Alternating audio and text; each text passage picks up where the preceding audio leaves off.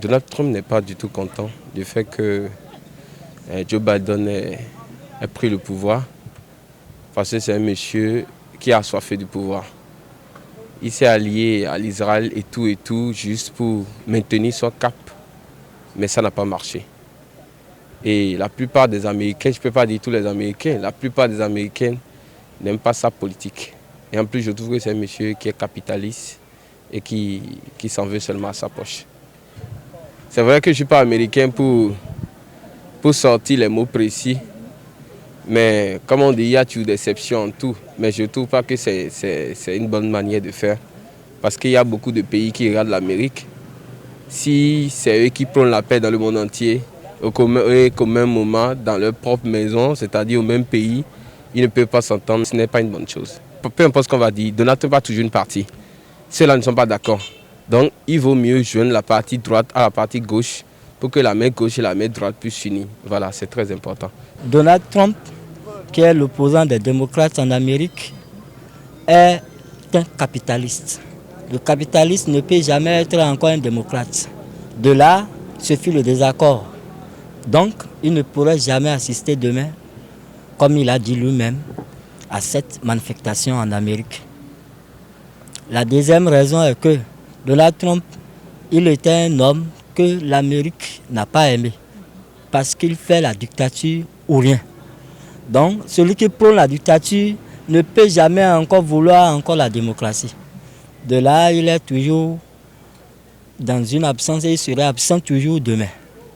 Et la troisième raison que je pouvais vous affirmer est que Donald Trump lui-même s'est affirmé dans les journaux et dans les radios sociaux de l'Amérique qu'il est un grand impostateur et qu'il prône la dictature depuis que lui règne.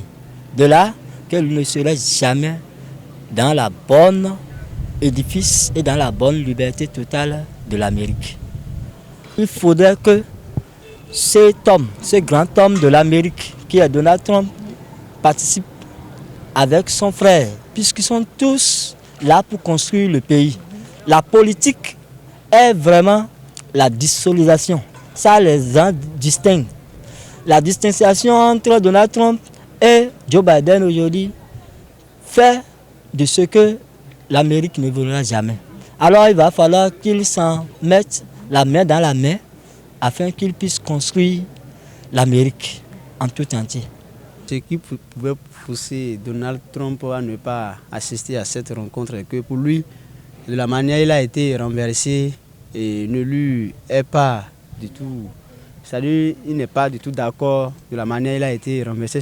Pour lui, c'est que c'est une dictature façon.